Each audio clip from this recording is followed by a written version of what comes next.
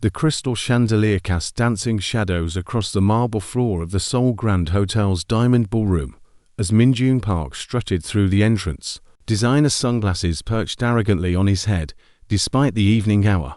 His Gucci loafers clicked against the polished stone with each step, announcing his presence to the room full of South Korea's business elite gathered for the annual corporate summit. "Move aside," he sneered at a server carrying champagne flutes, not bothering to lower his voice. "Don't you know who I am?" The young woman in a simple black suit standing near the refreshment table turned slightly at the commotion, her dark eyes observing but revealing nothing. She wore no jewelry except for a single silver watch, and her hair was pulled back in an elegant knot. Unlike the other attendees dripping in designer labels and status symbols, her presence was understated, almost invisible among the peacocks displaying their wealth. Min-jun didn't notice her. He never noticed people he considered beneath him. Before we dive deeper into this collision between arrogance and power, let me know in the comments where you're watching from and whether you believe respect should be earned or demanded. If you enjoy stories about karma, justice, and unexpected heroes, don't forget to hit that like button and subscribe to K-Mafia stories. These tales of the powerful brought low deserve to be told, and you won't want to miss what happens next. Now, let's see what happens when a spoiled heir mistakes quiet strength for weakness, and how one moment of disrespect can unravel an empire built over 3 generations. But first, what do you think drives someone to be so blind to their own arrogance? Is it privilege or something deeper? Keep that question in mind as our story unfolds. The autumn air in Seoul carried a crisp edge that evening, the kind that made the city's neon signs seem to burn brighter against the darkening sky. Min-jun Park was 28 years old, the only son of Park Industries' founder, and he had spent every one of those years being told he was destined for greatness. His father, Park Seung-ho, had built a construction empire worth over $800 million, and Min-jun had grown up in penthouses, been educated in Switzerland, and learned to treat the world as his personal playground. Tonight was supposed to be his coronation of sorts. His father had finally agreed to let him lead the negotiation for the biggest deal in the company's history, a $650 million joint venture with Nakamura Holdings to develop a revolutionary smart city complex in Bizen. It would cement Park Industries as a leader in sustainable urban development and make Min-jun the golden boy of Korean business. He had practiced his pitch for weeks, though in truth, he believed the deal was already won. The Parks had connections, money, and reputation. Who would dare refuse them? The woman in the simple black suit had arrived at the hotel 2 hours earlier, having flown in from Tokyo on a commercial flight despite her assistant's protests that she should take the company jet. Yuki Nakamura preferred to move quietly, to observe before being observed. At 35, she had spent the last decade transforming her grandfather's mid-sized trading company into a multinational powerhouse with interests spanning technology, real estate, and strategic investments across Asia. What the business world didn't know, what was carefully hidden behind layers of legitimate enterprise, was that Nakamura Holdings had been built on a foundation laid by the Yamaguchi-gumi in the 1970s. Her grandfather had been a kumicho, a boss who had the vision to see that the future of organized power lay in the streets, but in boardrooms.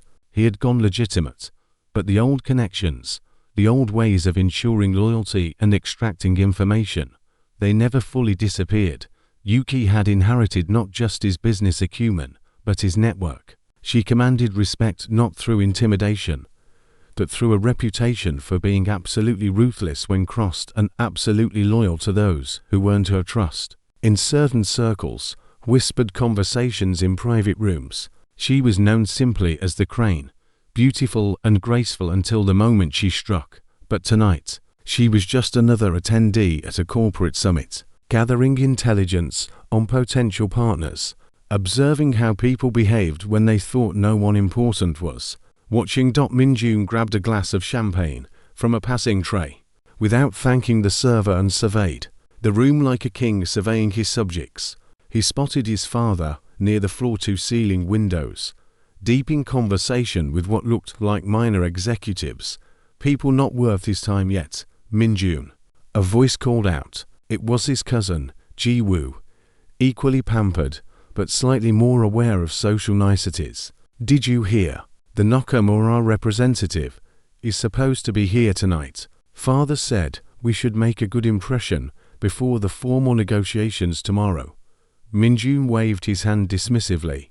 "Please, they need us more than we need them. Nakamura Holdings might be big in Japan, but this is Korea. We have the land, the permits, the connections. They're lucky we're even considering partnering with them." "Still," Ji-woo said, lowering his voice, "I heard the person leading their side is supposed to be tough, really tough. Some say she has connections to a she." Min-jun interrupted with a laugh. "They're sending a woman to negotiate a $650 million deal. This is going to be even easier than I thought." What Min-jun didn't know was that the woman in the simple black suit had been standing close enough to hear every word. Yuki's expression didn't change, but her assistant, a sharp-eyed man named Kenji, who stood a respectful distance away, caught the slight tightening around her eyes. He had seen that look before. Someone had just made a very expensive mistake. The evening progressed with the usual corporate theater, speeches about innovation and partnership, networking that was really just carefully orchestrated social climbing, and enough champagne to make everyone believe they were more important than they actually were. Min-jun held court near the bar, surrounded by a group of younger executives and their children, all of them laughing too loudly at his jokes and agreeing too enthusiastically with his pronouncements. He was in the middle of a story about buying out a competitor who had dared to bid against Park Industries on a recent project when he noticed someone trying to pass behind his group to reach the bar. It was the woman in the black suit, still seemingly alone, still unremarkable in a room full of people trying desperately to be remarkable. "Excuse me," she said quietly, her Korean accented, but clear. "May I pass?" Min-jun turned, looked her up and down with barely concealed disdain, and didn't move. The bar's crowded. "Come back later." His entourage laughed, as if he had said something hilarious. Yuki's dark eyes met his for a moment, reading him completely in that single glance. She saw the expensive but tasteless watch, the designer clothes worn without understanding their craftsmanship, the perfectly styled hair that spoke of hours of grooming and zero substance beneath. She saw a boy playing dress-up in his father's world. "My apologies," she said evenly, and moved to go around the other way. "Wait," Min-jun said, emboldened by the champagne and his audience. "You look familiar. Do you work for one of the catering companies? Because if you do, you should know that servers aren't supposed to use the main bar. There's a service area in the back." The laughter from his group was louder now, more genuine. They had found a target. Someone safe to mock, because she was alone and apparently unimportant. Yuki stopped. She could have walked away, should have walked away, but she had learned from her grandfather that sometimes you needed to let people reveal exactly who they were before you made your final judgment. "I don't work for the catering company," she replied calmly. "Oh, let me guess," Min-jun continued, warming to his performance. "Assistant, secretary, one of those junior positions they give to women to make companies look progressive." More laughter. Someone in the group actually pulled out their phone to record, thinking this was entertaining content for their private social media. "I work in business development," Yuki said, her voice still level, still giving him a chance to retreat from this cliff he was walking toward. "Business development," Min-jun repeated mockingly. "Is that what they're calling it now? Look, sweetheart, this is a high-level event. If you're here trying to network your way into a real position, I admire the hustle, but you're out of your league. These deals get made between serious players, not." He gestured vaguely at her. "Whatever you are." The words hung in the air. Yuki felt Kenji tense from across the room, ready to intervene, but she gave the slightest shake of her head. "Not yet, you're absolutely right," she said. And for a moment Min-jun thought he had won, thought she was retreating. Deals do get made between serious players. It's important to recognize them when you meet them. She reached into her jacket pocket and produced a business card, extending it toward him with both hands in the traditional Korean manner, a gesture of respect he didn't deserve, but that she offered anyway, because her grandfather had taught her that dignity was something you possessed, not something others could take away. Min-jun took the card with one hand, barely glancing at it before his face began to change. The smug smile faltered. His eyes widened slightly. He looked up at Yuki, then back down at the card, then up again. The card read, Nakamura Yuki, Chief Executive Officer, Nakamura Holdings. The laughter had stopped. His entourage was looking confused, starting to sense that something had shifted. Ji-woo, slightly more astute than his cousin, had gone pale. You're a Min-jun started. Yes, Yuki said simply. I am the person you'll be negotiating with tomorrow. Or rather, were supposed to be negotiating with. I'm now reconsidering whether Park Industries is the kind of partner Nakamura Holdings wants to associate with. She took back the card from his suddenly nerveless fingers. You see, Mr. Park, I've learned that how people treat those they believe are beneath them tells you everything about their character. And your character, I'm afraid, is severely lacking. Min-jun's face had gone from confident to confused to horrified in the span of seconds. Wait. I thought. You thought I was nobody. Yuki finished for him. Yes, I'm aware. That was quite clear from your behavior. She turned to leave, and Min-jun made the second worst decision of the evening. He grabbed her arm. The room seemed to freeze. Kenji was moving before Yuki could stop him, covering the distance in seconds. But again she raised her hand. Her assistant stopped. But his message was clear. His posture screamed protection and barely contained violence. Several other people in the room, people who had seemed like ordinary business professionals moments before, had also shifted positions, creating a loose perimeter, not obvious enough to cause alarm, but clear enough to anyone paying attention that Yuki Nakamura didn't travel alone. Please remove your hand, Yuki said, her voice quiet, but carrying an edge that made Min-jun's champagne-soaked brain suddenly realize he might have made a terrible mistake. He let go as if burned. Ms. Nakamura, I apologize. I didn't realize. He was babbling now, the arrogance completely stripped away, leaving only panic underneath. You didn't realize I was someone important, Yuki said. That's the problem, Mr. Park. Respect isn't something you should only offer to people you think are important. It's something you offer to everyone, because you never know who they might be, and more importantly, because it's simply the right thing to do. She glanced around the room, noting with satisfaction that several phones had indeed captured the entire exchange. By morning, this would be circulating through Seoul's business community. The Parks would have to do damage control, but the stain would remain. Tomorrow's meeting is cancelled, Yuki said clearly, loud enough for the nearby groups to hear. Nakamura Holdings will not be pursuing a partnership with Park Industries. Please inform your father that we will be exploring opportunities with other firms that better align with our values. But the deal, Min-jun started desperately. It's worth 650 million. I'm aware of what it's worth, Yuki interrupted. What you seem unaware of is that my company doesn't need your deal. We were considering it as a favor to mutual contacts who spoke highly of Park Industries' capabilities. Clearly, those recommendations were based on your father's generation, not yours. She adjusted her jacket, preparing to leave, when Park Seung-ho himself finally noticed the commotion and began making his way over. The elder Park was in his 60s, silver-haired and distinguished, a man who had built his empire from nothing and knew exactly how to read a room. One look at his son's face, and Yuki's calm composure told him everything he needed to know. Double quotes, Ms. Nakamura, he said, approaching with the proper bow of respect. I see you've met my son. I hope the introduction was pleasant. The hope in his voice was palpable, but he was experienced enough to know it was already too late. Your son mistook me for service staff, Yuki said directly. He then proceeded to mock me in front of his friends and lecture me about how business is conducted between serious players.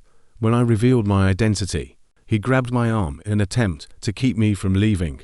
Park Seung-ho closed his eyes briefly, and in that moment, he looked every one of his 62 years. "Ms. Nakamura, please, if I could have a moment to, Mr. Park," Yuki said, and her tone was not unkind. "I have tremendous respect for what you've built. Your reputation in the industry is well earned, but respect is not inherited. Your son will have to build his own, and based on tonight's display, he has a very long road ahead of him." She bowed properly to the elder Park, a gesture of respect for his position, if not for his family, and turned to leave. Min-jun stood frozen, watching his future disintegrate with each step she took toward the exit. Wu leaned close to his cousin and whispered, "Do you have any idea what you've just done? That wasn't just some CEO. That's Nakamura Yuki.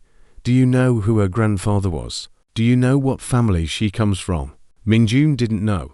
He had been too arrogant to do basic research on the person he was supposed to negotiate with. He had assumed that being a Park was enough, that his family name would open every door. He was about to learn that in the real world, reputation could be built over generations, but destroyed in minutes. Park Seung-ho turned to his son, and for the first time in Min-jun's life, he saw not disappointment in his father's eyes, but something far worse: rage, cold, controlled, devastating rage.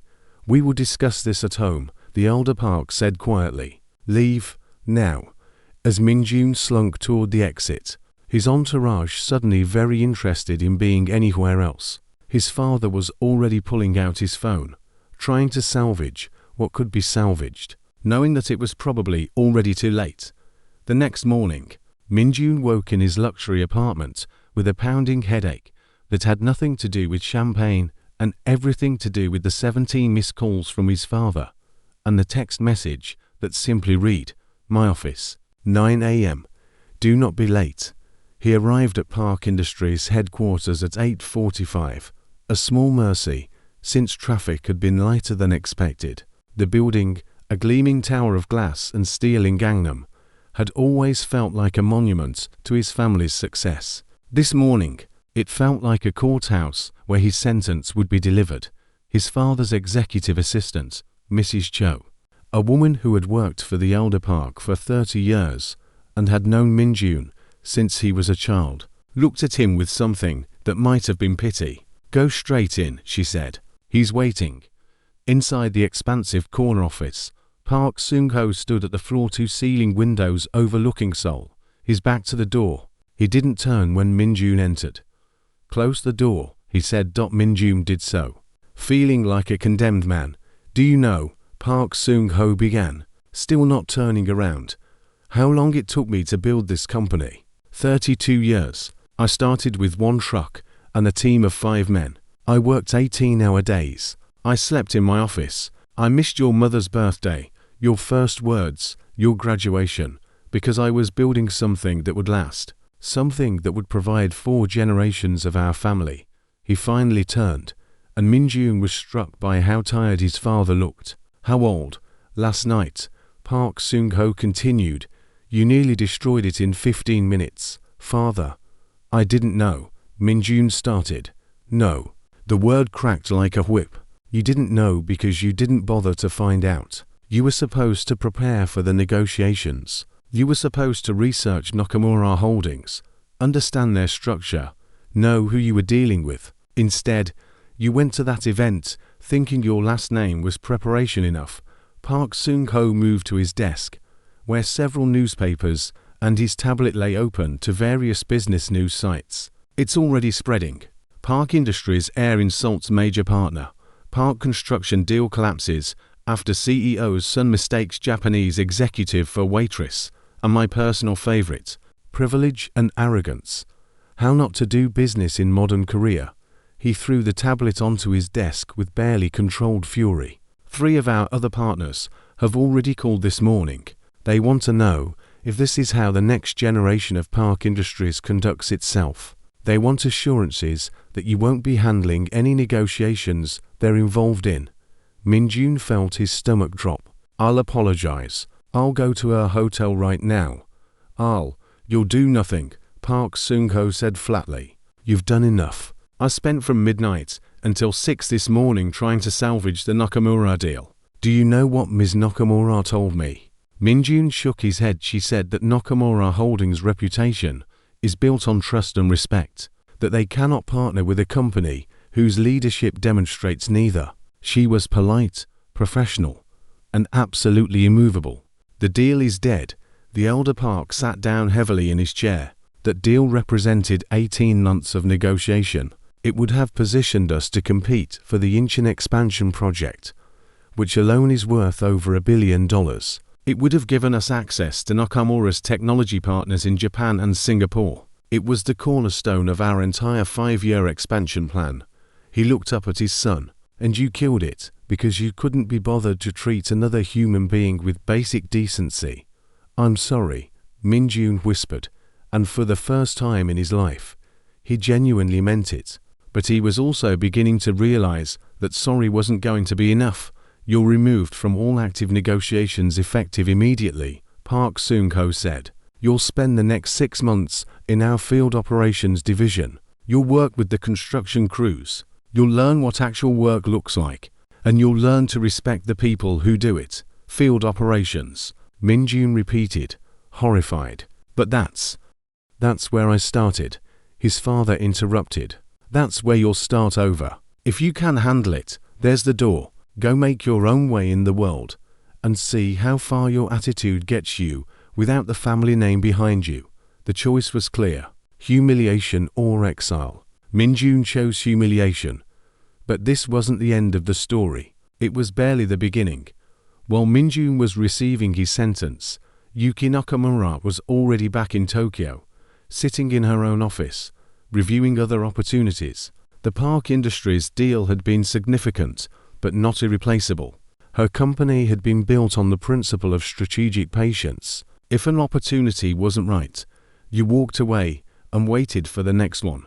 Her assistant Kenji entered with her morning coffee, prepared exactly as she preferred it. The Korean business press is having quite the time with last night's events, he observed. I imagine they are, Yuki said without looking up from her documents. There's already speculation about who we might partner with instead. Samsung Development has reached out. So has Lord Construction. Yuki smiled slightly. Let them speculate. We're in no rush. But Kenji knew his boss better than that. You're planning something. I'm always planning something, Yuki replied. Then she did look up, and Kenji saw something in her expression that made him pay closer attention. What do you know about Park Seung-ho's nephew? Park Ji-woo. Kenji's eyebrows rose. He's apparently less of a disaster than his cousin. Quieter, more thoughtful. Word is that he actually does the work, while Min-jun takes the credit. Interesting, Yuki said. Get me everything we have on him. Education, projects he's worked on, his reputation in the industry. You're thinking of approaching him directly. I'm thinking, Yuki said carefully, that punishing an entire company for one person's mistakes isn't really justice. It's just spite. And spite is bad business. She stood and walked to her own window, looking out over Tokyo's endless sprawl. Park Seung-ho built something impressive. The question is whether the next generation can maintain it, or whether it will crumble because they've been handed everything and earned nothing. So this is a test, Kenji asked. Everything is a test, Yuki replied. The question is whether they're capable of learning from failure. If they are, there might still be an opportunity. If they're not, we move on, and they become a cautionary tale. And the nephew is your way of finding out. Yuki turned back to her desk. The nephew is my way of seeing that there's anyone in that family worth doing business with. Set up a quiet meeting. Nothing official. Just a conversation between industry professionals. 3 weeks later, Park Ji-woo received an unexpected email. It was from Nakamura Holdings, inviting him to Tokyo for an informal industry discussion. There was no mention of the disastrous summit, no reference to his cousin's behavior, just a simple, professional invitation. He stared at the email for a long time before forwarding it to his uncle. Within an hour, Park Seung-ho was in Ji-woo's office. This is your chance, the elder Park said simply. Don't waste it the way your cousin did. Ji-woo had spent the weeks since the summit watching Min-jun's fall from grace with a mixture of schadenfreude and genuine concern. His cousin was currently working 12-hour shifts at a construction site in Ulsan, coming home exhausted and humbled in a way Ji-woo had never seen before. The experience was either going to break Min-jun completely or forge him into something better. It was too early to tell which, but this invitation, this was unexpected. Ji-woo had prepared for the original negotiations, had done all the research that Min-jun hadn't bothered with. He knew about Nakamura Holdings' history, knew about Yuki's reputation, and more importantly, he knew about the whispered connections to the old Yakuza families that were never confirmed but never quite denied. Why would she want to meet with me? Ji-woo asked. After what happened, maybe she wants to see if our whole generation is as useless as Min-jun appeared to be, Park Seung-ho said bluntly. Maybe she's giving us one more chance. Or maybe she just wants to tell someone from our family exactly what she thinks of us. Either way, you're going. So Ji-woo found himself on a flight to Tokyo, his research materials memorized, his expectations carefully managed. The meeting was set for a small restaurant in Shibuya. Nothing fancy, the kind of place where serious conversations happened away from prying eyes. Yuki was already seated when he arrived, reviewing something on her phone. She looked up as he approached, and Ji-woo found himself subjected to the same penetrating gaze that had assessed his cousin and found him wanting. "Mr. Park," she said, gesturing to the seat across from her. "Thank you for coming." Ji-woo bowed properly, deeper than his cousin would have bothered with. "Thank you for the invitation, Ms. Nakamura. I wasn't sure I would be welcome after my family's behavior." "You weren't the one who behaved badly," Yuki observed. "Though I noticed you were present. Why didn't you intervene?" It was a test, and Ji-woo knew it. He could make excuses, could blame the champagne or the crowd or his cousin's personality. Or he could tell the truth. "Because I've spent my whole life being taught not to contradict my elders or embarrass my family in public," he said quietly. "And in that moment, I chose loyalty to my cousin over standing up for what was right. It was a mistake, and I apologize." Yuki studied him for a long moment, then nodded. "At least you're honest about your failures. That's more than your cousin managed." She ordered tea for both of them, and they spent the next hour talking, not about the failed deal, but about business philosophy, about leadership, about what it meant to inherit something you didn't build. Ji-woo found himself relaxing despite the high stakes, found himself actually enjoying the conversation with someone who asked challenging questions and expected thoughtful answers. Finally, as their second pot of tea arrived, Yuki said, "I'm going to tell you something that very few people outside my inner circle know. When I took over Nakamura Holdings, there were people in the company who didn't think I could handle it. A woman, they said. Too young, they said. Without my grandfather's strength, they said." She smiled slightly, but there was steel underneath. "I proved them wrong by being cruel or ruthless, though I can be both when necessary. I proved them wrong by being smart, by being patient, and by never underestimating anyone. Your cousin underestimated me. He saw a woman alone at a business event and made assumptions. Those assumptions cost your family $650 million. Ji-woo nodded slowly. "I understand, do you?" Yuki leaned forward. "Because I'm about to make you an offer, and I need to know if you really understand what happened and why. The deal is back on." Ji-woo felt his heart rate spike. "No," Yuki said, and watched his face fall before continuing. "The deal is completely different. Here's what I'm proposing. Nakamura Holdings will partner with Park Industries on a smaller project first, the redevelopment of the Hanam District property that's been sitting empty. It's worth maybe $50 million total, a fraction of the Bison project." That's so Ji-woo started to object, then caught himself. "That's more than fair, given the circumstances. If we can work together successfully on that project," Yuki continued, "and if your cousin has learned from his mistakes by the time it's completed, we can revisit the larger opportunity. But this time, it will be earned, not given." She pulled out a folder and slid it across the table. "Those are the preliminary terms. Read them, discuss them with your uncle. But understand this, I'm not doing this because I forgive what happened. I'm doing this because I believe in giving people a chance to prove they're better than their worst moments. Your family gets one chance. 1. Don't waste it. Ji-woo opened the folder, scanning the terms quickly. They were tough but fair, weighted slightly in Nakamura's favor, but not punitively so. It was exactly what a savvy negotiator would offer to someone who had lost their leverage, but might still prove valuable. Why? He asked, looking up. Why give us this chance at all? Yuki's expression softened almost imperceptibly. Because my grandfather taught me that strength without wisdom is just brutality. Your family made a mistake. A big one. But destroying you completely for one person's arrogance doesn't make me strong. It just makes me vindictive. And vindictive people don't build lasting empires. She finished her tea and stood. Besides, I did my research after the summit.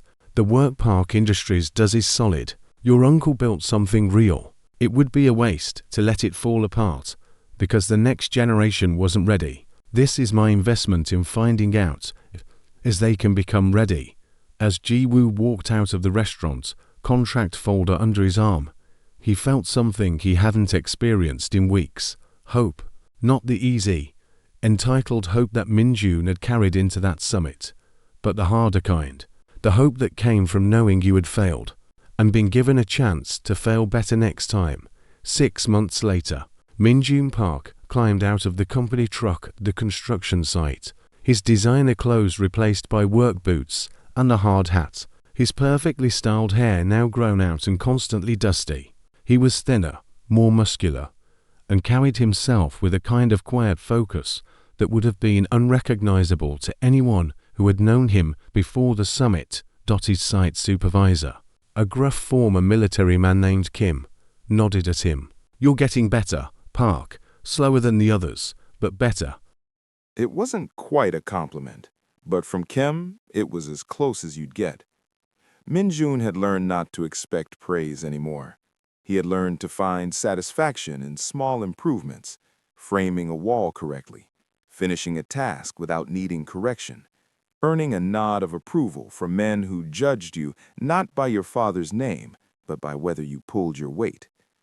That evening, as he cleaned up in the small apartment his father had given him, far from the luxury penthouse he'd left behind, his phone buzzed. A message from Ji-woo. Family dinner tomorrow. Uncle wants to see you. Dress nice. We're celebrating. Min-jun felt a mixture of curiosity and dread. He hadn't been invited to a family business dinner since the disaster. What were they celebrating? The next night, he discovered that the Hanum project had been completed ahead of schedule and under budget. The partnership with Nakamura Holdings had been successful enough that they were now discussing the Busan opportunity again. The deal wasn't as large as the original, $420 million instead of $650, but it was real and it was happening. As the family toasted to success, Park Sung-ho stood and raised his glass.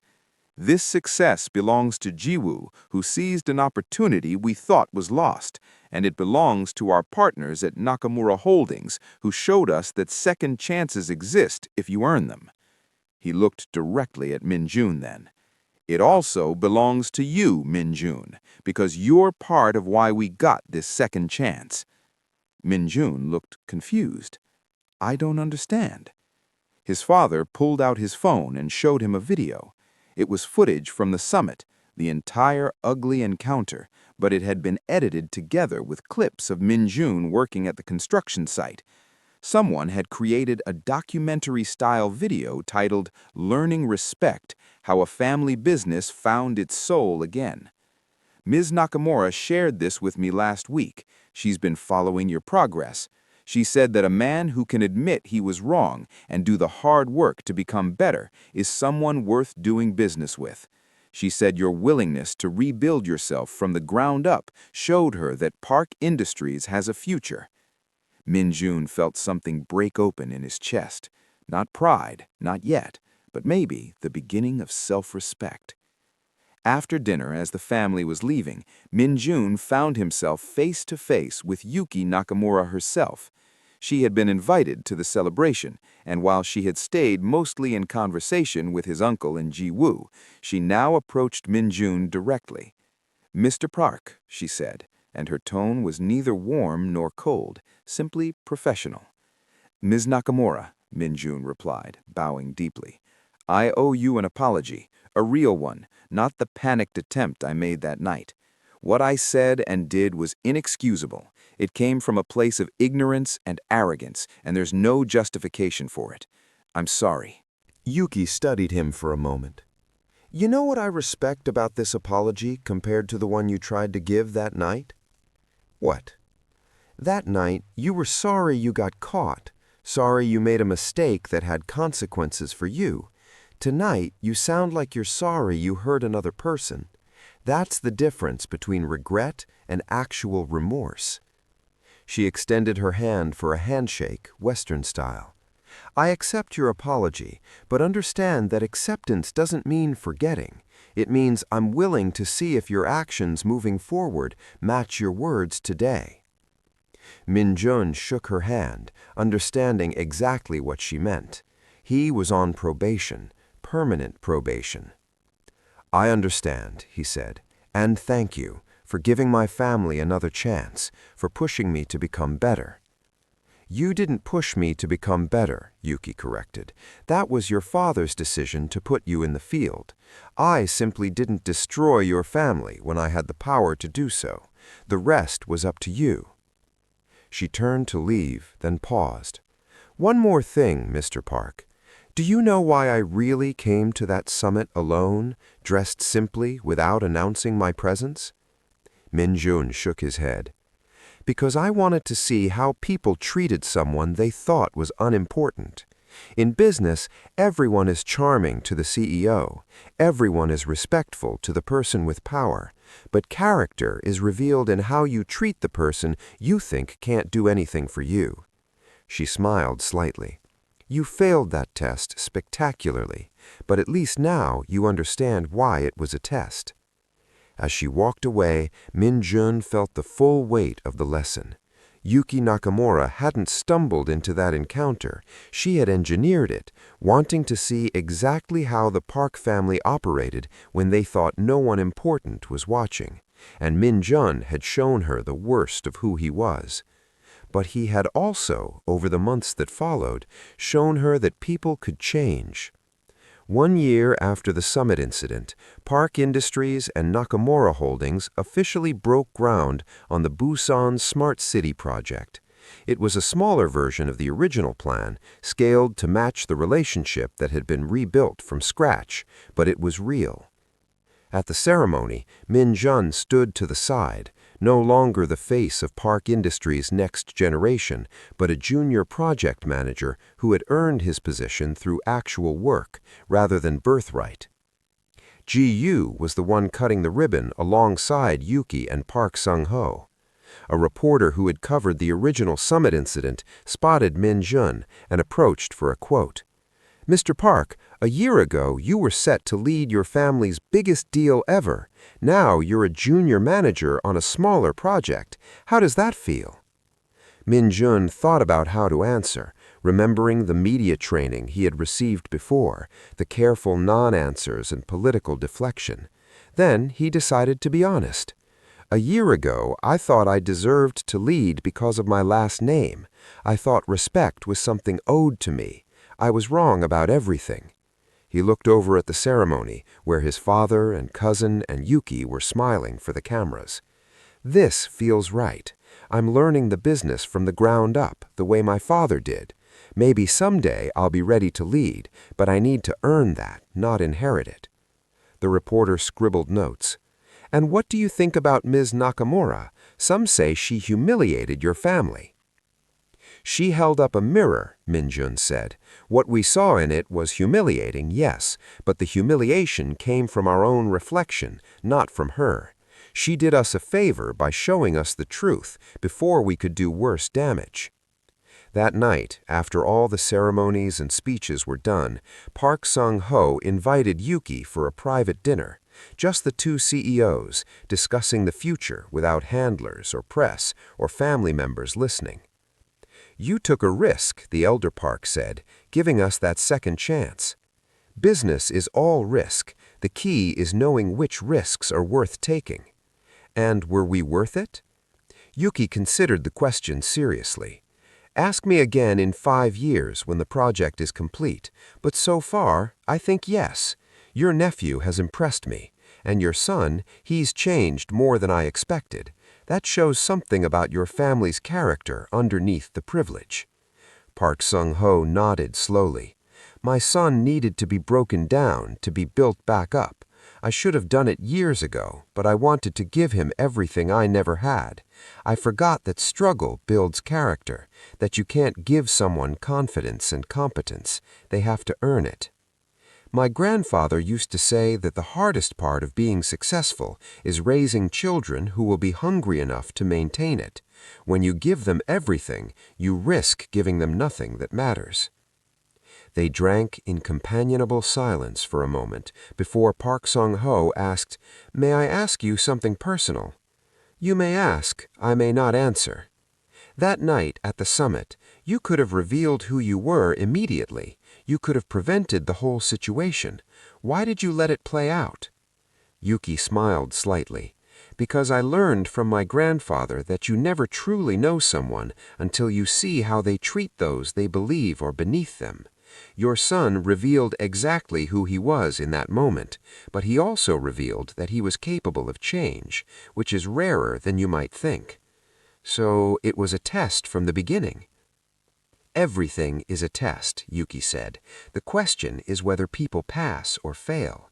Your son failed initially, but he passed the harder test that came after, admitting he was wrong and doing the work to become better. That's the test most people never even attempt." As she left the restaurant that night, Yuki thought about her grandfather, about the lessons he had taught her about power and respect and the long game that real leadership required. He would have approved of how she handled the Park situation, she thought, not with immediate destruction, which was easy, but with the harder path of creating an opportunity for redemption. Because that's what separated those who merely wielded power from those who built lasting legacies. Anyone could destroy. It took wisdom to build. 2 years after the summit incident, Park Industries and Nakamura Holdings announced a new partnership, this time as equals, to expand the concept to 3 more cities across Asia. Min-jun Park, now a respected project manager who had earned his reputation through competence rather than inherited it, sometimes thought back to that night when his arrogance cost his family everything. He kept the original business card Yuki had given him, the one he'd dismissed so happily, Carelessly framed in his office, not as a reminder of his shame, but as a reminder of the lesson it taught him. Respect isn't something you demand, it's something you earn. Character isn't revealed in how you treat your equals, it's revealed in how you treat everyone else. And power, real power, isn't the ability to destroy those who wrong you, it's the wisdom to give them a chance to become better. Yuki Nakamura never publicly spoke about the summit incident. She didn't need to. The business world had learned the lesson without her needing to teach it explicitly. Underestimate the quiet ones at your peril. Judge people by their titles and appearance at your risk. And never, ever forget that in the modern world, everyone is watching, everyone is recording, and your character is being tested in every interaction. The story became legend in Korean and Japanese business schools. The summit incident, they called it. A cautionary tale about privilege, arrogance, and the price of disrespect. But it was also a story about redemption, about the possibility of change, about leaders who were wise enough to distinguish between justice and vengeance. And sometimes, late at night in her Tokyo office, Yuki would think about that encounter and smile. Not because she had won, though she had, but because in the end, everyone had walked away better than they started. The Parks had learned humility. Min-jun had found himself. and she had proven that true power lay not in crushing your enemies, but in giving them the rope to either hang themselves or pull themselves up. Her grandfather would have been proud. If you were in Min-jun's position, facing the consequences of your own arrogance, would you have done the hard work to rebuild yourself, or would you have walked away? Share your thoughts in the comments below. And if this story of pride, fall, and redemption resonated with you, don't forget to like and subscribe to K-Mafia Stories. We bring you tales of power, justice, and the unexpected ways life teaches us its hardest lessons. Hit that notification bell so you never miss a story about ordinary people facing extraordinary tests of character. Remember, respect isn't about power or money or status. It's about recognizing the humanity in every person you meet.